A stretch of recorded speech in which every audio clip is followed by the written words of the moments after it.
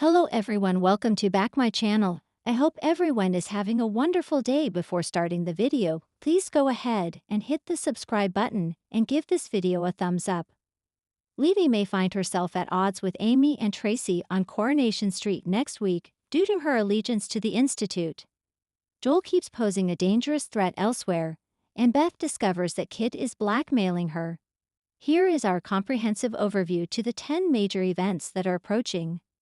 Lean is informed by Rowan on the most recent news from the Institute, and it is disclosed that Amy is rethinking her choice to forego investing in the resource center. He begs her to pressure Nick into making a similar decision.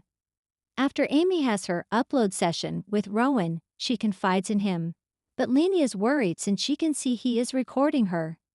Amy talks with Ken about giving up her inheritance so she can make investments at the Institute. Next, while wearing a blindfold, she goes to her malware session, where other group members insult her viciously. After receiving so much abuse, Amy loses her cool and takes off her blindfold. Lean, who has personally gone through this, tells Amy not to give up just yet since it will all be worthwhile. Remaining true to her convictions, Amy dashes outside to tell Tracy about her experience. After that, Tracy and Nick get together with the intention of taking down Rowan permanently, and they make their way to the Chariot Square Hotel. Tracy alerts the Weatherfield Gazette to her impending arrival with a damaging account of Amy's treatment at the Institute. Lean is urged by Rowan to persuade Amy. He reminds Lean that because she's now a member of the senior management team, the Institute should be her first priority rather than Amy. Beth notices that Sid is still at the Weatherfield precinct selling their fake t-shirts. She is enraged that he is continuing with the illicit side project and keeping all of the earnings without sharing them with her.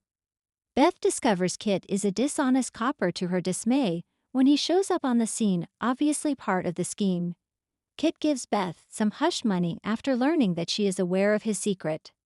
At that point, he becomes even more nasty, threatening to ruin Craig's career if Beth doesn't leave Weatherfield by the end of the week. Kit gives his order right after Kirk confesses his love to Beth.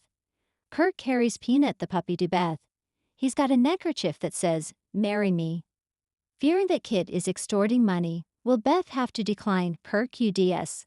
While Swain is still hopeful that she can find Joel's criminal activities, her more experienced colleague Didi Costello cautions her that the evidence is not strong enough. Joel must be told by Swain that he can leave. Later, Lauren visits Frankie in the hospital, and when Joel corners her, she becomes frightened. Dylan hangs out in the cafe till Mason and Betsy come. Dylan worries that he will never be free of his adversary after Mason says he is accumulating money to rent a flat nearby. Later, when Mason's mother is away, Betsy encourages him to return to her place by forgoing his shift at Speed Doll.